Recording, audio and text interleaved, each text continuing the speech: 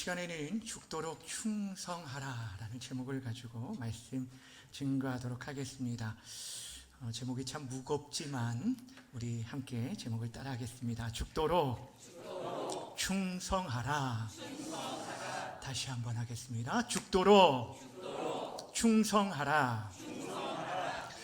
우리는 계속해서 주님께서 소아시아에 있는 7교회에 보낸 편지를 함께 나누고 있습니다.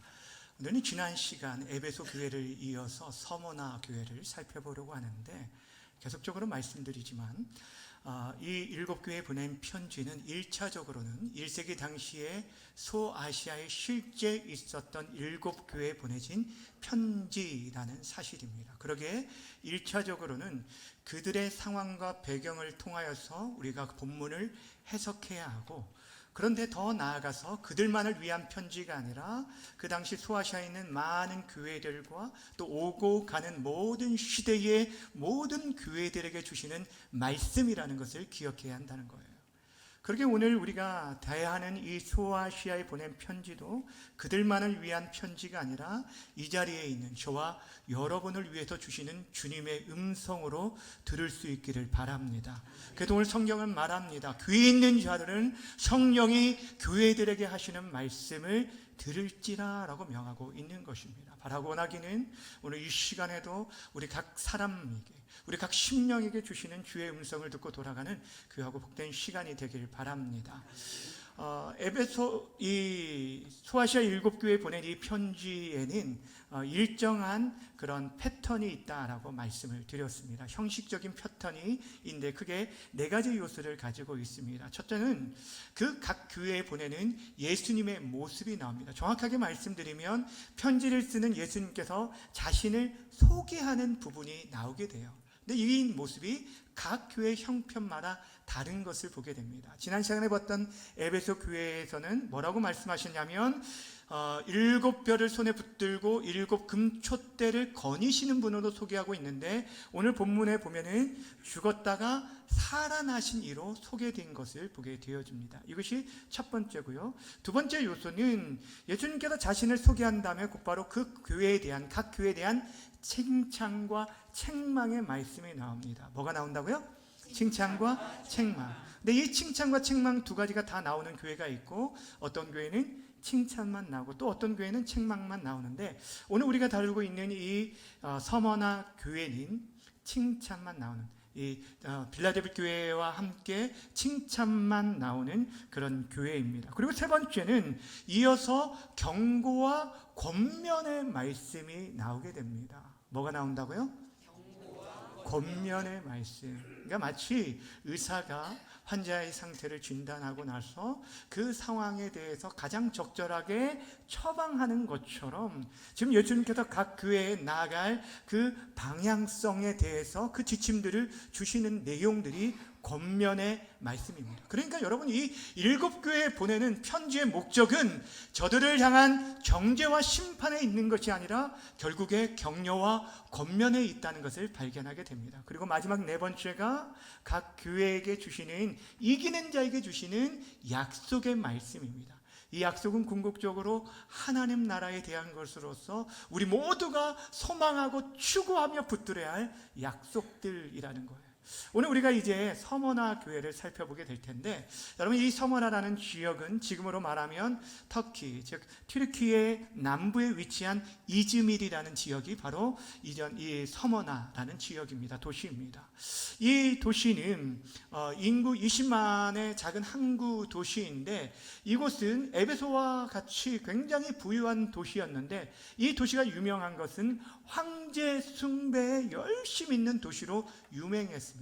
그러니까 당시 소아시아에서 최초로 티베리우스 황제의 신전이 세워졌던 곳이 바로 이곳 서머나였습니다. 그러니 그만큼 황제 숭배의 문화가 이렇게 확산되어 있었던 지역이라는 것입니다. 그런데 여러분, 우리가 서머나 교회 하면은 기억되어지는 한 인물이 있습니다. 기억이 안 나실 수도 있어요. 그런 눈빛으로 쳐다보지 마시고. 여러분, 기억나는 분이 있으신데, 폴리갑 감독. 여러분, 제가 몇 차례 말씀을 드렸지만 기억 안 나셔도 괜찮아요. 이 폴리갑은요, 사도 요한의 직속 제자인데 이 서머나 교회에서 50년 동안 목회를 하고 그곳에서 순교한 분입니다. 여러분, 우리가 오늘 다룰 이 서머나 교회는요, 황제 숭배의 도시에서 끝까지 믿음을 지키면서 그래서 많은 순교자들을 배출했던 그런 교회입니다. 그런 교회 우리 주님께서 어떤 말씀을 하시는지 오늘 우리가 귀 기울여 들을 수 있기를 바랍니다. 첫 번째, 예수님께서 어떤 모습으로 그들에게 보이셨는지 우리 8절 말씀을 보면서 함께 읽겠습니다. 시작. 편지하라. 처음이며 마지막이요 죽었다가 살아나신 이가 이르시되. 여기 보시면 두 가지를 말합니다. 나는 처음이요 마지막이다. 나는 죽었다가 살아났다. 이 두 가지를 얘기합니다. 여러분, 처음이고 마지막이다라는 것은 시작, 이 세상의 모든 시작, 그러니까 이 세상의 모든 것을 창조하신 창조주시라는 것을 말하고 있고, 이 세상의 모든 끝을 주관하시는 심판주이심을 말씀하고 있어요. 이 세상의 모든 역사와 우리 인생의 생명의 시작과 끝을 주관하시는 분이 바로 우리 주님이라는 것을 말씀해 주고 있는 것입니다. 거기다가 더불어서 무엇을 말씀하냐면 그분이 죽었다가 살아나신 이라고 말씀하신 것은 그분이 십자가의 죽음으로 끝나지 않고 부활하심으로 말미암아 우리에게 영원한 부활 생명을 주시는 분임을 우리에게 지금 말씀해 주고 있는 거예요. 여러분 보세요. 이 자기소개, 예수님의 자기소개는 지금 고통 가운데, 고난 가운데 언제 죽을지 모르는 그 죽음의 위협 가운데 있는 이 서머나 교회에게 얼마나 큰 위로의 말씀이 되실지 생각해 보세요. 지금 너희들이 수많은 어려움 가운데 직면해 있지만 궁극적으로 끝내는 내가 부활 생명으로 너희를 이끌어 주겠다라는 것이 바로 예수님의 그 이름을 통해서 자기 소개를 통해서 우리에게 말씀해 주고 있습니다. 그러니 두려워하지 말라라는 거예요. 여러분, 당시에 이 서머나 교회가 처했던 그 고난이 얼마나 극심했는지 모르는데 그 고난에 대해서 오늘 성경은 크게 세 가지로 얘기하고 있습니다. 뭐냐면 환난과 궁핍과 비방입니다. 따라합시다. 환난, 궁핍, 비난. 이 비방으로 오늘 성경이 나오는데, 여러분, 환난이라는 것은 예수님을 믿는다는 이유로 당하는 핍박과 박해를 의미합니다. 여러분, 서머나 교회뿐 아니라 소아시아 모든 교회들이 당시에 예수님을 믿음으로 말미암아 수많은 고난들에 직면한 것은 사실입니다. 그러나 그 가운데도 서머나는 굉장히 극심한 그런 박해를 받았는데, 앞에서도 말씀드렸듯이 이 서머나 지역이, 이 도시가 뭘로 유명하다고요? 황제 숭배로 유명한 곳이었습니다. 여러분, 당시의 황제가 도미티안 황제였는데 자신을 스스로 신이라고 여기며 사람들에게 얘기합니다. 나는 신의 아들이라. 그러니 나를 이제 신의 아들, 평화의 왕, 주님, 구원자로 부르라 라고 말했습니다. 그러니 황제 숭배가 이루어지는 곳곳마다 무슨 고백이 되어졌냐면 황제, 즉 가이사가 곧 우리의 주님이며 하나님이십니다 라는 고백을 해야 했습니다. 그런데 여러분, 그리스도인들은 그것을, 그 칭호를 가이사에게 돌릴 수가 없는 거예요. 가이사가 우리의 주님이 아니라 예수님만이 우리의 구주와 생명 되십니다 라고 고백하다 보니까 황제 숭배를 반대하는 이유만으로 그들이 고난을 당했는데, 오늘 본문에 이제 10절에서 나오겠지만 어떤 고난을 당했냐면 그들이 옥에 갇히기도 하고 죽음에 이르는 순교자들이 배출되게 된 거예요. 이런 극심한 환난이 그들에게 있었어요. 또한 궁핍을 당했다 하는데, 이 궁핍이라는 것은 단순히 새끼 먹는 것에서 두 끼를 먹는 이 정도가 아니라, 여러분, 지금 먹을 양식이 없어 굶주리는 그런 상황을 말하는 것입니다. 여러분, 이 서머나 지역이 부유한 도시였어요. 에베소와 같이 부유한 도시였어요. 당시 이 황제를 숭배하는 도시였기 때문에 로마 제국에서 굉장히 많은 것들을 공급하여 줬기 때문에 이곳에서 여러분 경제적으로 정말 부유하게 살 수 있었습니다. 그런데 경제 활동을 하려면 필수적으로 상인조합에 가입해야 하는데, 그 조합에 가입할 수 있는 필수 조건이 황제 숭배 제사에 동참하는 것입니다. 그 황제 제사에 필요한 경비를 낼 뿐 아니라 그 앞에 머리를 숙여야 했다는 거예요. 근데 여러분, 서머나 교회 성도들이 이거에 굴복할 수 없었습니다. 그러기에 그들이, 여러분, 상인 조합에 가입하지 못하니까 경제 활동을 할 수 없으니까 여러분 궁핍할 수밖에 없었고, 그들이 재산이 몰수되기도 하고 추방당하기도 하였다는 거예요. 더 나아가 유대인들의 비방이 있었는데, 여러분, 당시 이 서머나 교회는요, 로마 제국의 그 핍박만 아니라 유대인들의 비방까지 있었어요. AD 70년에 로마의 디도 장군에 의해서 예루살렘 성전이 완전히 무너졌습니다. 여러분, 그로 인해서 수많은 유대인들이 흩어졌는데, 그들이 디아스포라 유대인들이라고 하는데, 그들이 흩어진 곳에서 많은 유대인들이 정착한 곳이 서머나라는 지역이에요. 근데 이곳이, 이 사람들이 굉장히 경제적으로 상업 능력이 뛰어났기 때문에 얼마 지나지 않아서 그 모든 서머나 지역의 경제력을 이 유대인들이 장악하게 됐습니다. 로마 정부가 자신들의 이 경제적 이권을 위해서 이 유대인들과 결탁을 합니다. 그리고 나서 암암리에 저들 유대인들만은 황제 숭배에 대해서 그렇게 강요하지 않아요. 유대인들도 유일신 하나님을 섬기는데 그들은 박해하지 않고 기독교인에게만 집중되었어요. 그런데 시간이 지나면서 기독교인들, 처음에는요, 여러분, 이 유대인 지붕 아래서 기독교인들이 어느 정도 좀 보호를 받았는데, 시간이 지나니까 기독교인들이 맹렬히 황제 숭배에 반대하다 보니까 유대인들이 그 불통이 자신들에게 튈까봐, 자신들이 지금까지 누리고 있는 그 모든 이득들을, 특권들을 잃어버릴까봐 거리를 확 두기 시작합니다. 우린 저들과 다른 저들이다. 그래서 이들을 회당에서, 기독교인들 회당에서 쫓아내게 되었고, 또한 저들에 대해서 거짓 모함으로 비방하기 시작합니다. 고발하기 시작했어요. 로마 정부에 고발하다 보니까 이들이 재산이 몰수당하고 쫓겨나는 일들이 있게 되었다는 거예요. 이 사람들은 반제국주의 사람들이다. 로마 제국에 반대하는 자들이다. 그들은 지금 새로운 왕을 만들어서 너희들에게 반역하려고 한다라고 비방을 하기 시작했던 거예요. 여러분, 지금 이 서머나 교회가 당한 세 가지라고 했어요. 고난이 뭐라고 했죠? 환난과 궁핍과 비방. 여러분이 한 가지만 당해도 감당할 수 없는데, 이 모든 것들을 당한 이유는 단 하나였어요. 예수님만이 나의 구주 되심을 믿기 때문이었어요. 그들은 자신들의 이득을 위해서 어떤 것들도 타협하지 않습니다. 그들은 다른 어떤 거짓 것과 타협할 수 없이 철저하게 거부하며 끝까지 믿음을 지켜내었던 것입니다. 사랑하는 여러분, 그러므로 인해서 이들에게 달아진 결과는, 믿음을 지킨 결과가 바로 고난이었어요. 여러분 가운데, 이 자리에 있는 여러분 가운데 고난을 좋아하시는 분이 혹 계실까요? 나는 고난을 사모한다 라는 분은 사실 한 사람도 없을 것입니다. 그런데 여러분이 기억하셔야 할 것은, 여러분이 정말 이 시대에 예수님만이 나의 구주 되시고 그리스도 되심을, 구원자 되심을 온전히 믿고 살아가게 된다면 여러분의 삶 가운데 부득이하게 고난과 박해가 반드시 따라오게 된다는 거예요. 성경 그것을 우리에게 얼마나 많이 말씀하고 있는지 몰라요. 죄송한 얘기지만, 그러니까 우리들이 믿음으로 살아가지 않기 때문에, 적당히 타협하고 살아가기 때문에 고난이 없는 거지, 정말 철저하게 하나님의 말씀대로 하나님 앞에 살아간다면 우리의 인생 가운데 참 많은 어려움과 고난들이 있게 된다는 거예요. 디모데후서 3장 12절에 보면 사도 바울을 통해 이런 말씀을 합니다. 함께 읽어볼까요? 시작. 무릇 그리스도 예수 안에서 경건하게 살고자 하는 자는 무엇을 받으리라고요? 박해를 받으리라.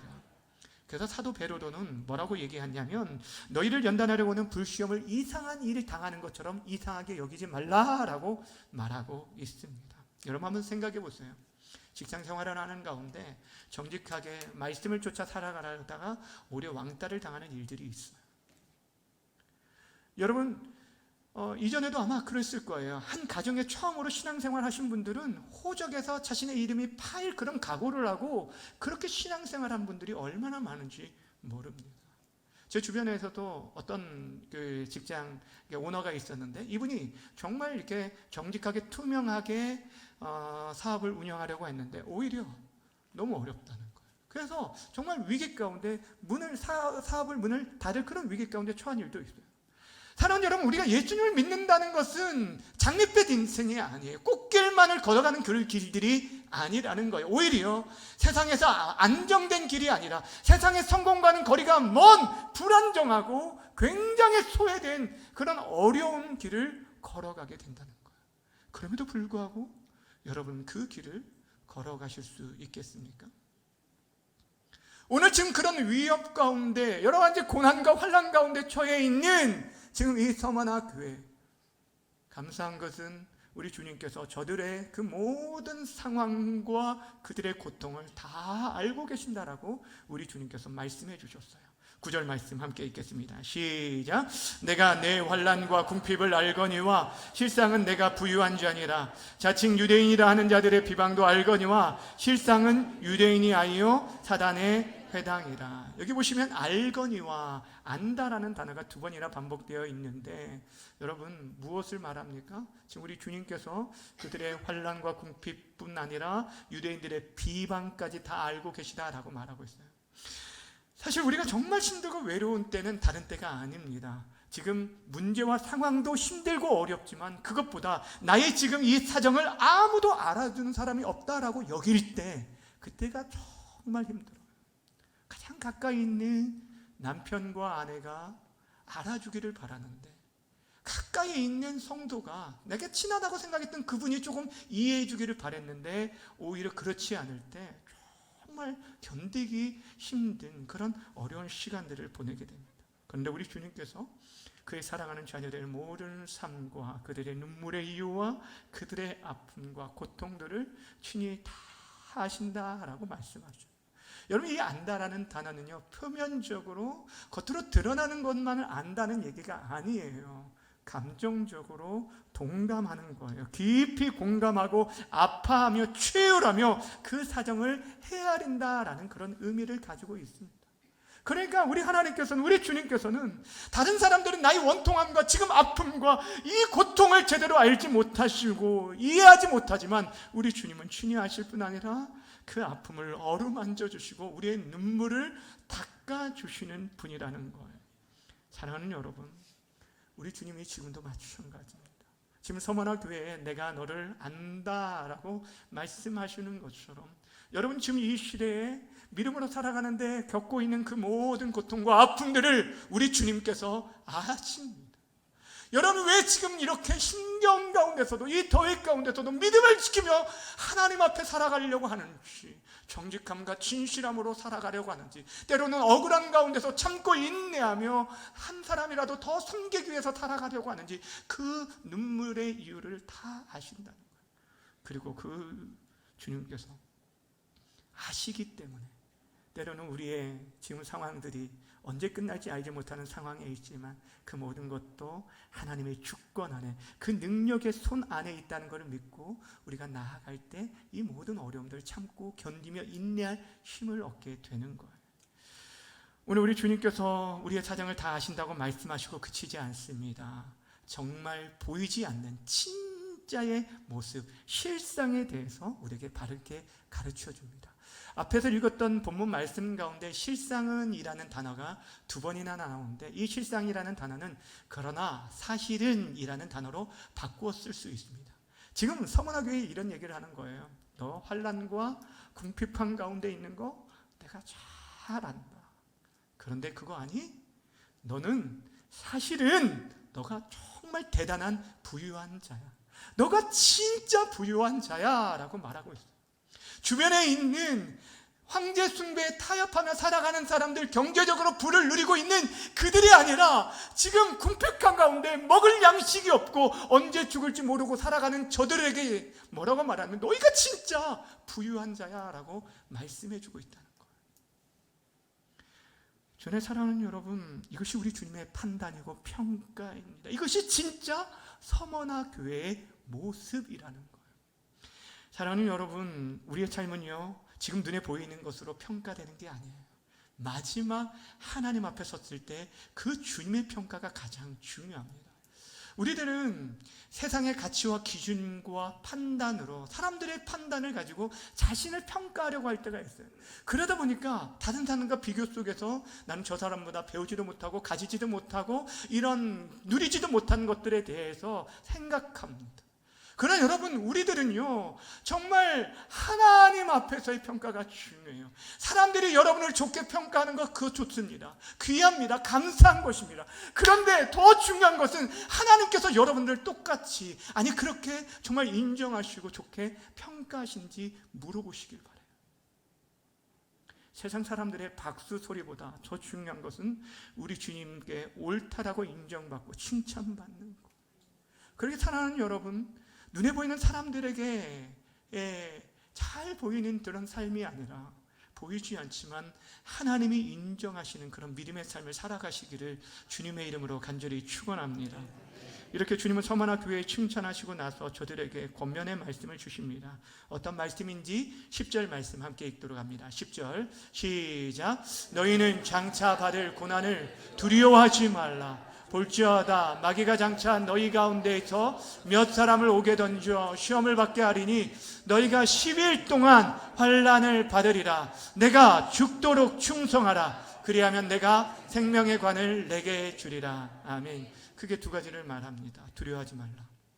그리고 죽도록 충성하라. 따라합시다. 두려워하지 말라. 죽도록 충성하라. 여러분, 지금 제일 먼저 두려워하지 말라라고 말해요. 그들에게 있어서 앞으로 더 심한 고난이 닥칠 것을 예고하시고서 그러나 그 고난을 두려워하지 말라라는 것입니다. 왜 그런 말씀을 할까요? 너희가 이제 몇 날이 못 되어서 몇 사람들이 감옥에 갇히게 되고 많은 시험을 당하게 될 것인데 왜 그들에게 두려워하지 말라라고 얘기할까요? 그것은 그 환난과 고난이 끝이 있기 때문이라는 거예요. 오늘 본문에서 너희가 10일 동안 고난을 받을 거라라고 말하는데 이 10일이라는 것은 문자적으로 딱 10일만 환난을 받았다라는 얘기가 아닙니다. 이것은 하나님의 정하신 때 일정한 기간이라는 거예요. 영원하지 않다라는 거예요. 때가 있다라는 거예요. 그러니 두려워하지 말라는 거예요. 여러분, 하나님께서 우리 인생에게 두려워하지 말라라고 말하실 때는요, 그 인생에 대한 해답이 있고 하나님의 해결 방법이 있기 때문에, 또한 우리와 함께 하실 것이기 때문에, 우리를 홀로 내버려 두지 않기 때문에 우리에게 그렇게 말씀하시는 거예요. 그래서 성경에 보면 두려워하지 말라라는 말씀과 늘 함께하는 단어가 내가 너와 함께하겠다는 거예요. 오늘 본문에 나오지 않지만 내가 너와 함께하겠다. 대표적인 말씀이 이사야 41장 10절 말씀인데 우리 함께 읽어볼까요? 시작. 두려워하지 말라. 내가 너와 함께함이라. 놀라지 말라. 나는 내 하나님이 됨이니라. 참으로 너를 도와주리라. 참으로 나의 의로운 오른손으로 너를 붙들리라. 아멘. 우리 주님께서 친히 내가 너와 함께하겠다. 그러니 두려워하지 말라라고 지금 말씀해 주고 있는 것입니다. 왜 그렇게 말씀하실까요? 우리 주님이 이 땅에서 우리 인생에 당하신 모든 고난을 다 당하신 분이에요. 그분은 모든 것들을 다 당하셨어요. 그 아픔의 이유를 아셔요. 배신도 당하고 침뱉음도 당하고 조롱도 당하셨어요. 그러기에 그분이 우리의 진정한 대제사장이 되어서 우리의 연약함을 동정해 주시고 우리와 함께하고 계시다는 거예요. 그러니 두려워하지 말라라고 말씀하는 것입니다. 그런데 그 말씀만 하면 좋겠는데 거기서 끝나지 않았어요. 이어서 죽도록 충성하라 라고 말해요. 여러분, 여기서 먼저 충성이라는 단어를 생각해 보기로 하는데 헬라어로 이 단어는 믿음에 관련된 단어예요. 믿음에 있어서 신실할 것을 얘기하는 게 바로 이 충성이라는 단어입니다. 그러니까 죽도록 충성하라는 것은 죽음에 이르는 그 순간까지, 그 마지막 순간까지 너희가 주를 향한 믿음을 견고하게 하라. 그 믿음 앞에서 신실하라 라고 말해요. 끝까지 믿음을 지키라 라고 말하는 것이 죽도록 충성하라는 거예요. 근데 여러분, 지금 이 서머나 교회가 당하고 있는 어려움들은요, 그 자체만으로도 너무 충분해요. 너무 힘들어요. 너 정말 애썼다, 수고했다, 이제는 좀 쉬어라 라고 말씀해 주시면 좋겠는데, 저들을 향해서 지금도 고난의 눈물을 흘리고 있는 이들을 향해서 뭐라고 말했다고요? 죽도록 충성하라. 제가 이 한 주간에 이 죽도록 충성하라는 이 말씀을 계속 되뇌면서 아니 하나님, 아니 주님, 이거 좀 너무하신 거 아닙니까? 라는 그런 계속 질문을 했어요. 왜 지금 서머나 교회 지금 당하고 있는 궁핍과 환난을 아신다고 말씀하셨는데 왜 저들에게 좀 이제 힘을 주시지? 왜 죽도록 충성하라고 말씀하실까? 사랑하는 여러분, 우리 주님께서 우리에게 궁극적으로 주시려고 하는 것은요, 여러분, 우리가 이 땅에서 잠깐의 이 삶 속에서, 안개와 같은 이 땅에서의 그 삶 속에서 잠시 잘 먹고 잘 살기 위해 우리를 위해서 이 땅에 오신 게 아니라는 거예요.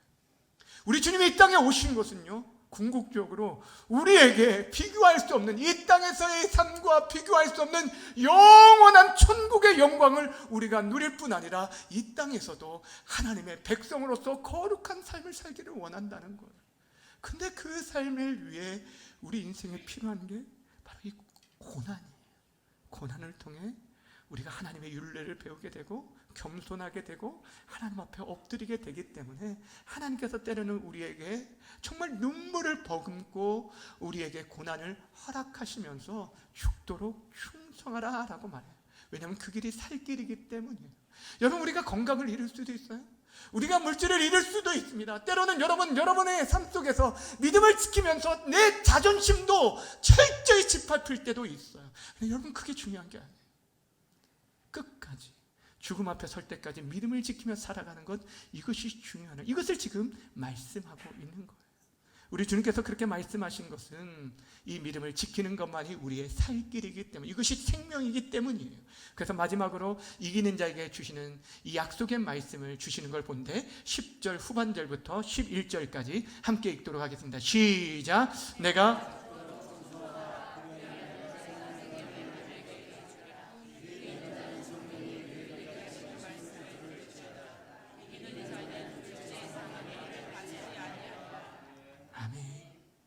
뭐라고 말합니까? 생명의 관을 내게 주리라. 그리고 둘째 사망의 해를 받지 않을 것이다. 여러분, 둘째 사망이라는 게 뭘까요? 둘째 사망을 말하면 첫째 사망이라는 게 있는데, 이 첫째 사망은 우리의 육신적 죽음을 의미하는 것이고, 둘째 사망은 우리의 생명의 근원 되신 하나님과 영원히 이별하고 분리되어지는 지옥 형벌을 말합니다. 요한계시록 20장 14절 14절에 보면 그것이 지옥이라고 정확하게 불못이라고 정확하게 말하고 있어요. 이게 둘째 사망이에요.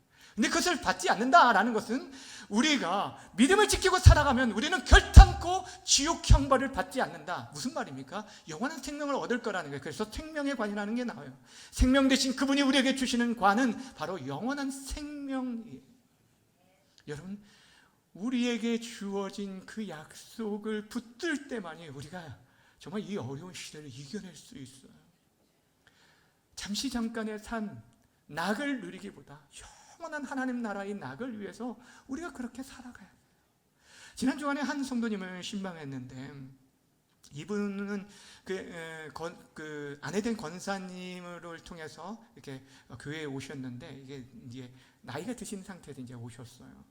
처음에 이제 교회 오셔서 얼마나 열심히 교회를 출석하셨는지, 수요 예배도 나오셨고, 성경 읽는 것도, 여러분 이 성경 통독도 그 짧은 시간에 2번이나 읽으시고 그렇게 열심히 하셨는데, 이게 사고를 나셔서 그래서 이제 교회를 오지 못하셨어요.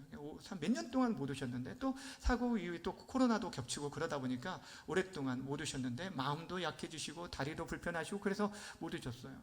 그래서 이제 코로나가 작년에 이렇게 좀 풀렸었을 때 찾아가서 위로하고 격려하면서 다시 오시게 됐는데, 열심히 또 오셔서 또 열심히 주일에 참석을 하셨는데, 한 지금 2달 좀 안 됐죠?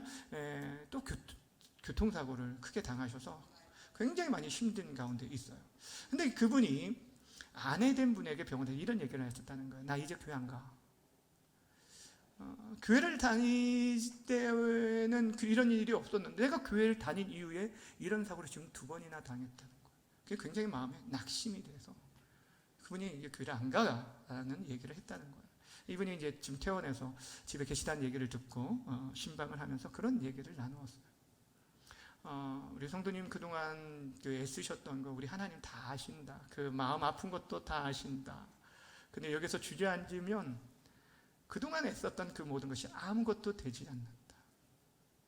중요한 것은 끝까지의 믿음이다.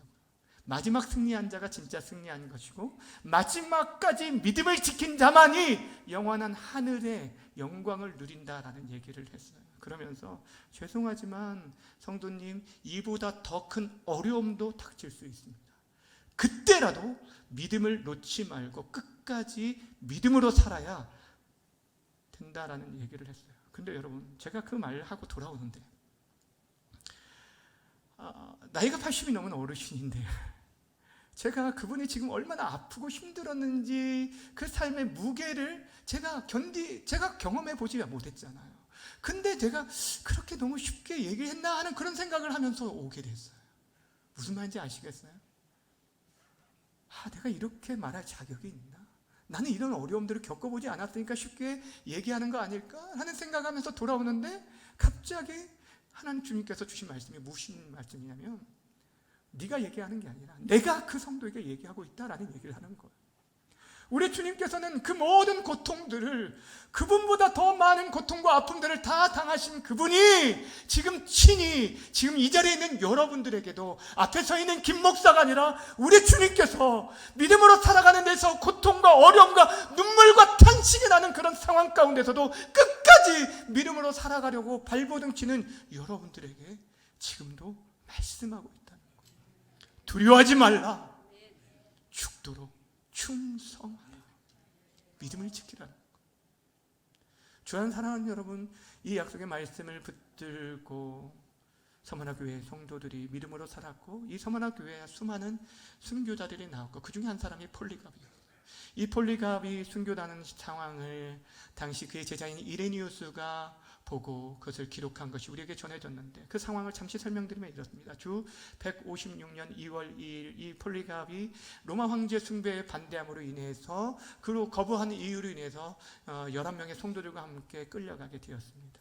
근데 평소에 이 폴리갑 감독에 대한 이 덕망과 그 인격을 존중했던 이 서머나 총독이 이렇게 회유하기 시작합니다. 지금이라도 예수를 저주하고 황제의 신상에 절하면 당장에 풀어주겠다. 그때 폴리갑이 이런 얘기를 합니다. 86년 동안 내가 섬겨온 주님은 언제나 나를 인자로 대하셨소. 그런데 어찌 내가 그분을 모른다고 말하며 모독할 수 있단 말이요. 총독이 말합니다. 내 목숨이 아깝지 않으냐? 너를 맹수의 밥이 되게 하겠다. 폴리갑이 대답합니다. 어서 맹수를 부르시오. 총독은 다시 내가 맹수를 두려워하지 않으니 너를 불태우겠다. 폴리갑이 단호하게 이렇게 말했답니다. 총독이요, 잠시 있다가 꺼질 이 불보다 장차 심판을 위해 예비된 이 하나님의 영원한 진노의 불을 두려워하십시오. 그리고 나서 화형에 처해 순교하게 되었다는 거예요. 여러분, 어떻게 그렇게 담대할 수 있었을까요? 영원한 하나님 나라에 대한 확신이 없는 사람은 그렇게 담대할 수 없을 거예요. 주님을 사랑하는 여러분 지금은 어떻습니까? 여러분 어떻게 여러분의 믿음을 지키며 살아가고 있습니까? 예수님만이 정말 우리 인생의 주인 되심과 그리스도 되심을 믿고 섬기며 살아가고 계십니까? 여러분 어떤 상황 속에서 주님을 믿는 그 믿음, 신실한 믿음을 여러분은 정말 지켜나가고 있습니까? 우리들이 정말 이 마지막 시대에 힘쓰고 애써야 할 게 다른 것이 아니에요. 순수하게 주님을 믿는 그 믿음을 지키며 끝까지 믿음의 자리를 지키는 것. 여러분, 저는 이런 생각을 했어요. 코로나보다 좀 더 어려운 일들이 또 닥친다면 한국교회가 어떨까? 지금 한국교회요, 여러분 지금 코로나가 지나온 지 4년, 이제 3년이 넘었는데 한국교회가 이전에 비해서 30%가 줄었어요. 대형교회들 지금 한국교회 전체적으로 30%.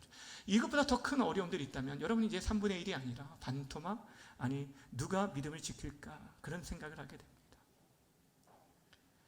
한국교회의 귀한 어르신이었던 한경진 목사님이 임종을 앞두시기 전에 후배 목사들이 찾아와서 목사님께 질문했어요. 목사님, 이 어려운 시대에 우리들이 이제 목회할 때 우리 후배들에게 어떻게 목회해야 할지 좀 저에게 조언 좀 해주십시오. 근데 이 목사님이 딱 한마디 하셨다는 거예요. 뭐라고 말씀하신지 아십니까? 목사님들, 예수 잘 믿으시길 바랍니다. 목사님들, 예수 잘 믿으시길 바랍니다. 성도만이 아니에요. 저 목사도, 우리 모두가, 누구든 내가 몇십 년 동안 신앙생활, 이게 자랑이 아니에요. 끝까지가 중요해요. 변함없이 하나님 앞에 설 때까지 믿음을 지킬 수 있는 사람, 그 사람이 하늘의 영광을 누리게 되어질 것입니다.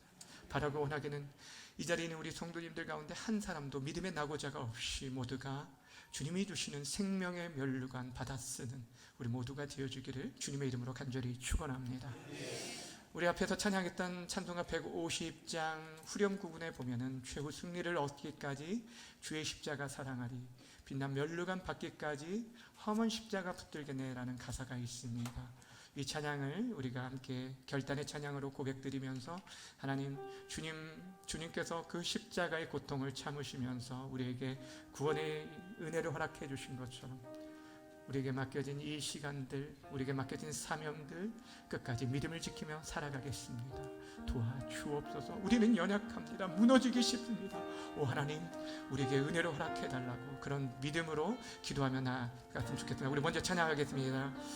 죄의 승리를 얻기까지 주의 십자가 사랑하리, 빛난 면류관 닿기까지 험한 십자가 붙들 다시 한번 죄의 승리를 얻기까지 죄의 승리를 얻기까지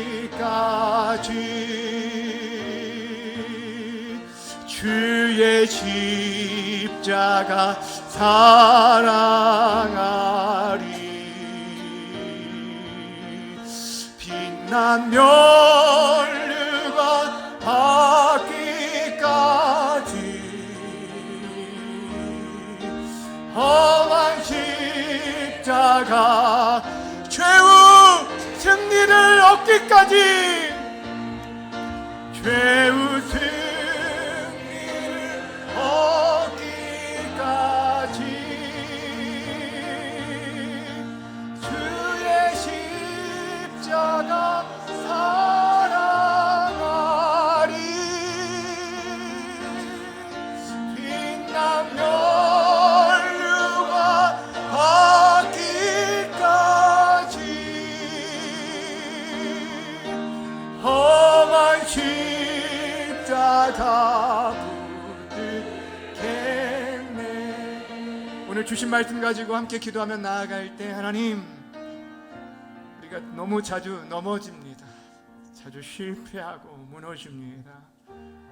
정말 하나님 아버지, 우리 안에 순교자의 믿음을 허락해 주셔서 어떠한 상황 속에서도 타협하지 않고 예수님만이 우리의 주인 되심을 믿고 신뢰하며 나아가게 해주시고 마지막 때 주님 앞에 섰을 때 칭찬받는 우리 인생들이 되게 해달라고 그런 믿음을 우리에게 허락해 주시도록 이 땅에서의 근시안적인 삶만이 아니라 이 땅만 바라보는 삶이 아니라 영원한 것을 바라볼 수 있는 영안을 열어주시고 하나님 나라의 진정한 부유한 자 되게 해달라고 우리 주여 한번 부르고 함께 기도하며 나갑니다. 주여